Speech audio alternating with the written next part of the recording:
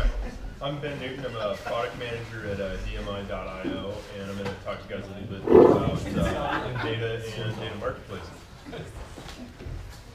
So I know I hear an awful lot about data, and you guys probably do too. And a lot of the reason why that is that there's just a lot of data out there. If you printed all that data on pieces of paper, you could fill up 300 trillion of them, which would, if you stacked them on top of each other, would get all the way to the sun and almost back. So what is it that people are using all of this data for? Really, it's like it's the raw material for the information economy. Like for example, Zillow is a real estate website in the United States, and they're using real estate data for their business. Or something you probably have actually heard of here, Google Maps. They're using geographical data for their business. It's like the raw material that they use. So if you think of the old economy, right here you've got oil, corn, coal or iron, whatever that is. And those are the raw materials for the economy, that the traditional older economy, right? And for something like that, you have a commodities marketplace where people buy and sell that stuff.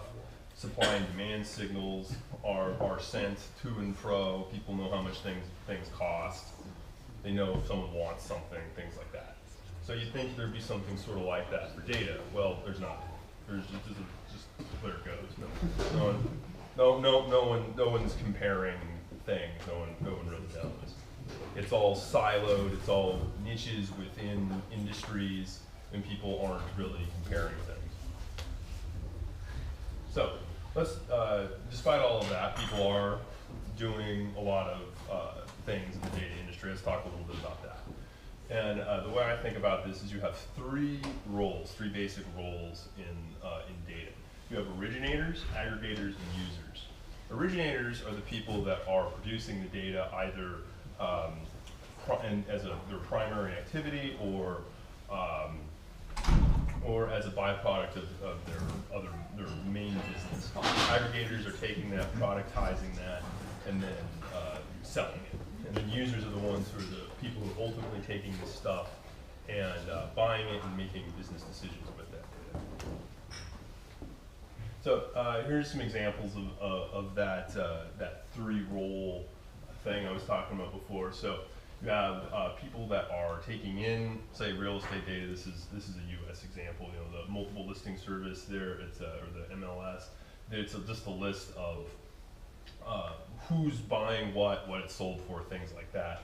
And then you have government entities, which are they keep lists of who owns what, essentially. You have other people that then aggregate that, turn it into products, and then sell it to other people that do stuff with that. And then there's other industries where you then see the same kind of pattern over and over and over again. You see people that produce the data, people that aggregate the data, and people that ultimately buy it and do stuff with it. So let's talk about the problems of each one of those roles. So for originators, their problem is that most of them, they're just producing this as a byproduct of other things that they're doing. So it's not their main focus, even though there is a significant opportunity in the long term for this, or at least likely there is. Aggregators, it's hard to find new customers, it's hard to find new data sources, it's hard to find people to test new products with, because they're stuck in those niches that I mentioned before. It's like I said, there's a lot of people doing business, but there aren't in data, but there aren't a lot of people that are moving outside of their existing relationships. And then users, they have a hard time finding data, they have a hard time comparing data, they don't really know if they're getting good value for it. It's hard to budget, hard to source new things. It can be very difficult for them. So despite all of that, there's lots of big businesses out there that are doing very well doing this. In fact, there's 30 billion annual revenues in the data industry. Well, that animation didn't really work right. That should have been much cooler. And something that's definitely very interesting are those those aggregators that I talked about before, who are just pure data companies that like they buy it, they sell it. It's really, they productize it, it's really the lifeblood.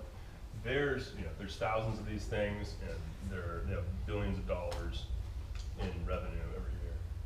So we talked before about the problems that each one of those roles have. So we talked a little bit about the problems that everybody has in data.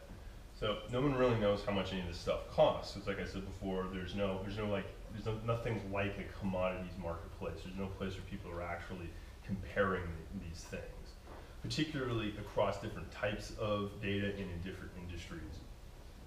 And then also, it's difficult to find new things. Like typically you can't Google this stuff. I mean, there's some things out there, like a lot of like leads data and marketing kind of stuff is relatively easy to find multiple sources.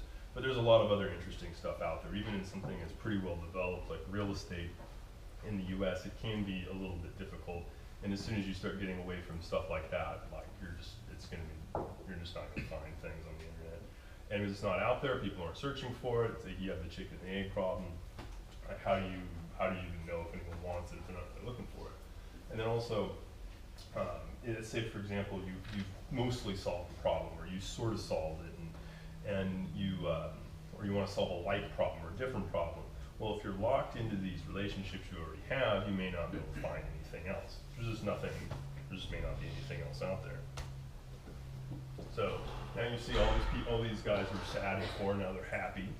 And so perhaps a marketplace is the answer. That's why they're all happy. Originators, if there was such a thing as a functioning data marketplace, they could find new revenue, but stay focused on their core business. Aggregators, they could find new customers, find new data sources, test new products, things like that. Users, they can compare different kinds of data, find new stuff, answer new questions. And there are some things out there. Some of these you may have heard of, some of these you haven't. You may have heard of Microsoft Azure. But the bottom line is that none of these data marketplaces have actually achieved true market ignition. When market ignition is just like a fancy way of saying they're able to support themselves via the network effect. Say something like Amazon or eBay. Like eBay is pretty terrible, but no one can push them out of what they're doing, because where else would you buy collectible Spider-Man underwear? Like, so now they're sad again. So everybody's sad. And so there's even more problems here. So to varying degrees, these affected other marketplaces that have been or are currently out there. So are you going to focus on real-time or historical data? Well, historical is definitely a lot easier. It's already out there. That's basically what people are already trading in, to the extent there is trading data. But real-time, particularly machine-generated data, like latent data that's just sitting on everybody's equipment, there's a much higher potential for that. And particularly if you start, to the extent that something like the Internet of Things is actually a real thing, there could be something there. And then when you actually go to construct a marketplace, you just have to deal with, okay, buyers or sellers first, buyers or sellers. Well, one of the things that complicates this is, like I said before, you already have this chicken and the egg thing of, it's like, well, you have to get people who aren't currently looking for stuff to go out and look for it, and so it's like, how do you do that? And even though you can find some people who are doing some stuff in it, and how do you reach that critical mass? It ends up becoming pretty difficult. And then the last one, which is something that I kind of like, because I'm some kind of crazy physicist, is this thing called Gödel's incompleteness theorem, which can get a little complicated, but basically it says that algorithmic systems can't be both complete and consistent. Say, for example, math. Like the way that Gödel came up with this is he turned the statement, this statement can, excuse me, he turned the statement, this statement cannot be proven, into math, and showed that math could not prove that statement. Which is interesting. Like, math is not actually consistent or complete. A lot of people don't know that. That's pretty interesting stuff.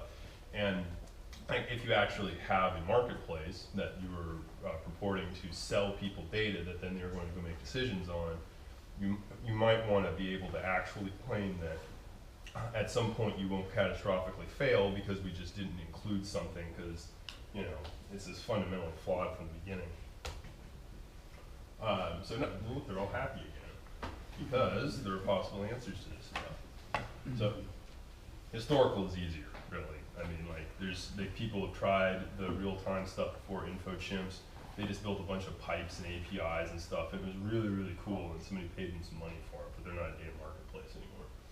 So buyers and sellers, okay, so this is a problem with every data marketplace. The reality is you just start with a little bit of one and then a little bit of the other.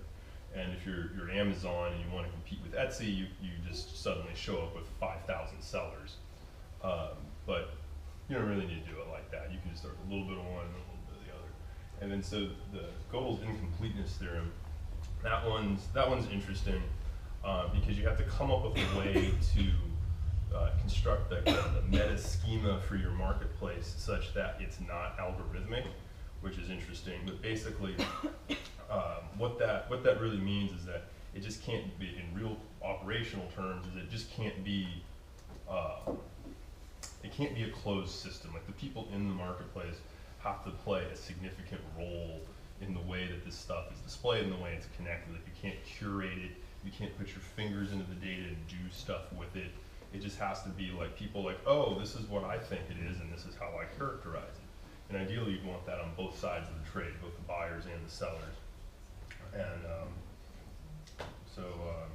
yeah, so I think that's just about it. Oh wait, then there's a specific example. I thought I hid this slide, but I guess not.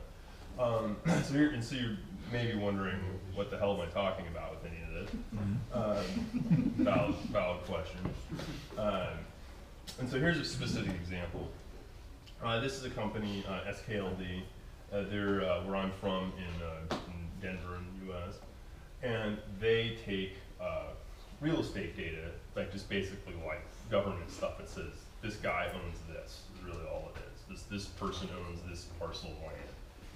And then there's some other company out there that they sell insurance when you go and you buy something, and that says, okay, the title, like the piece of paper that says now this other guy owns this thing after you sell it, that's not screwed up. And these guys, they take data from across multiple different government entities and make it into one cohesive set of data. And that's very valuable to those title insurance companies, but it's also probably valuable to other people. As a unified list of everything owned by everyone could be useful to other people, but unless you know this stuff exists, you wouldn't have any idea to even look there. And so this is an example of somebody that could benefit from a data marketplace. Like, other people can find them, people can find them. You can find people can be found incidentally, like someone's looking for something similar to what they sell. Oh, wait a minute, this is better, cheaper, whatever.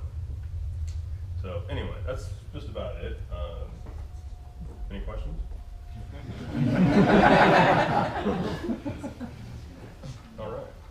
One that's probably far out is if you're talking about data markets, one thing that interests me personally is the topic of user debris. Do you know medicine? Some. The dating website. Are you a doctor? What's that? There was this dating website once upon a time called Medicine. Okay, that one I know.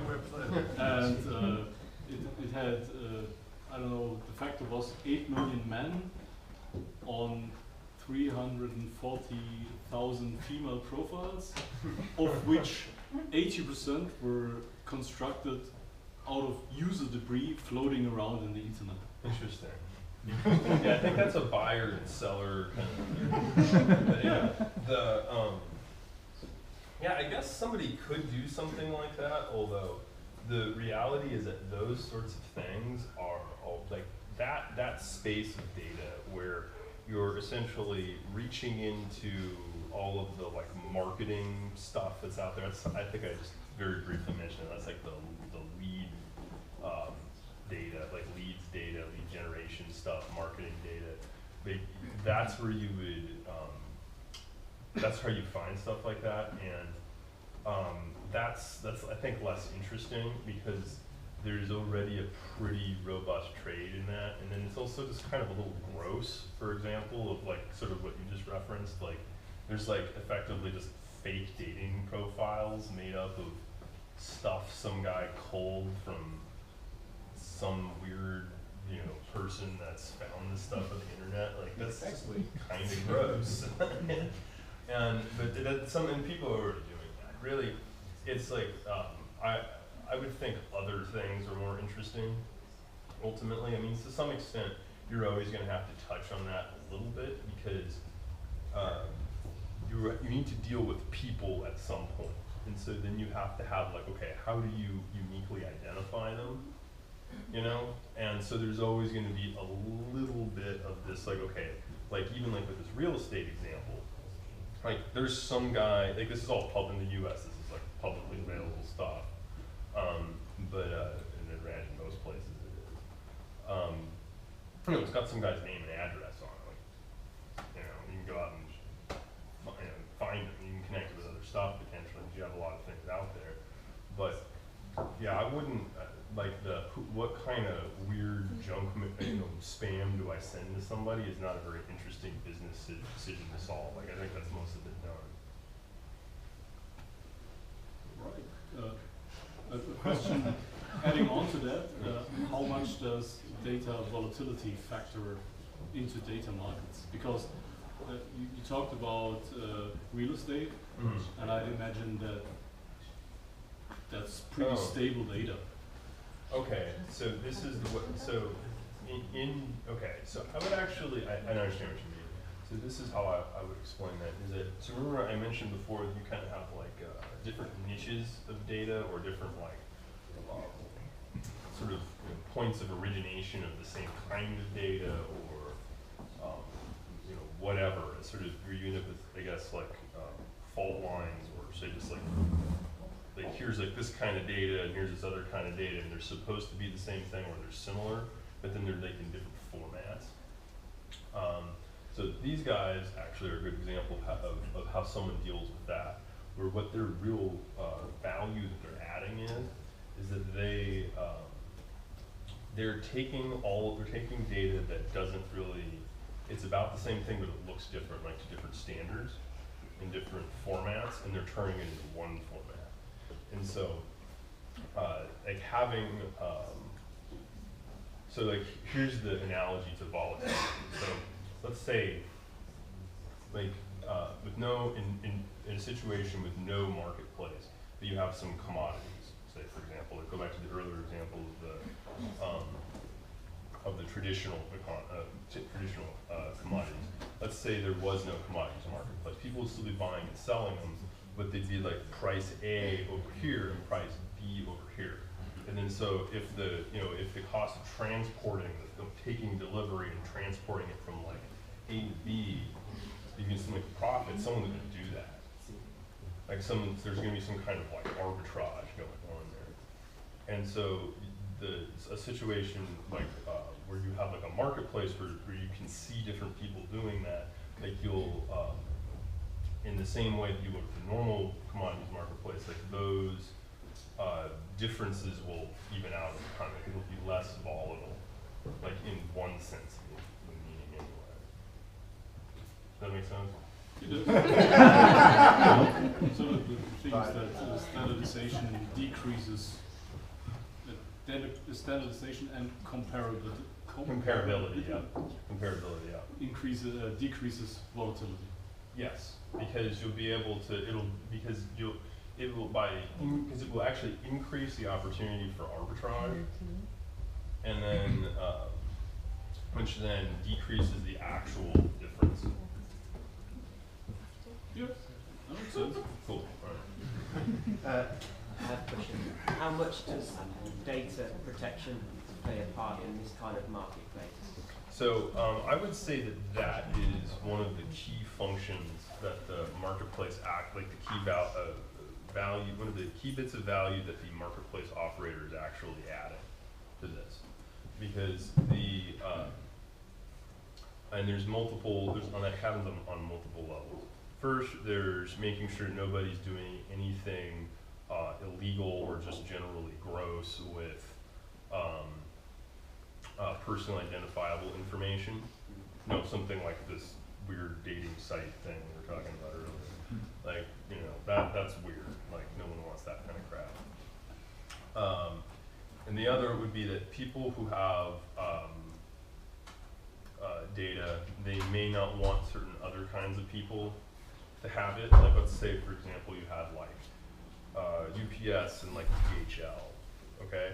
There are people out there that might find it interesting to see some section of their total data set of like to whom they're delivering what.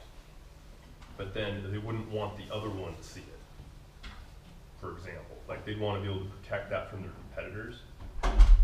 So a market, the way I think of this, and this is the way my company is doing this, they would prevent people from maliciously buying things. Like it's not just a free for all. Like there's certain rules that then could be placed on like one's own data. Like let's say I'm going to sell this stuff, like some company. Like I have, like say for example, like UPS, that they're going to sell their data set of who they're selling what to, or what they're selling to whom or there. That's right. They wouldn't want their competitors to buy it. Does that make sense? Yeah, I think my question more was focusing on the consumer side of things. So in your example there, if I bought a house in Denver, and I didn't opt in to then getting questions or sales calls from somebody selling solar panel installers, right? How do you control that? Do you still have the typical question, you can use my data or not? Or well, in some cases, okay, so if somebody has opted out and that's not being like hidden from the marketplace operator or us in this example, like they shouldn't allow someone to do that. But in a lot of cases, like for example, this real estate case is a good one. There's no way to hide that. Like it's publicly available information, and it's just inherently available. The only way you could go through some fancy methods to do that, but then to obfuscate that you own something. But I don't think that the marketplace operator actually then would play a role beyond dealing with in good faith of the information that's being presented to them. Say for example in this solar panel example, that would be on the people who are either selling the leads to the solar panel company or the solar panel company themselves to just say, we're not yeah, okay, you unsubscribed from the list, and now we're not going to do it anymore. We're not going to try to sell you any more solar panels. okay. So. Do you have some experiences in German or European market for data sources and A little like bit, actually. We actually, interestingly enough, when we started, we went live, something that really surprised us was that most of the organic traffic was from outside of the United States. And we have like the vast majority of it actually, which is very strange. And we do have one company from the UK that does have data for sale right now. We have another one that should soon, and there's a few other EU people that have talked to us a little bit. But in Germany, we Germans are always for data privacy and stuff like that, and no data has to be on the market because data doesn't relate to each Well, think less. Okay, so here's something. Like a lot of people like focus in on. Except all those advertisers. Right. Yeah. Like think less about that because that's like I said, that's something that's already happened and isn't like that. Like that's probably not going to get any worse. But I mean, honestly, how many Viagra emails can someone send you? I mean, it's like probably, I think we're at saturation for that. You know, I mean, what's interesting and where there's real value to be added are in things that aren't marketing related. Like, say for example, energy or real estate or really anything else. Or if you like look at say something like Internet of Things, like let's say you're trying to design more energy efficient buildings. It might be nice to have some massive data set of information derived from, say, like climate control systems. Right. Like that has nothing to do with any individual person. Is it possible to get that data in such kind of data restricted countries as Germany?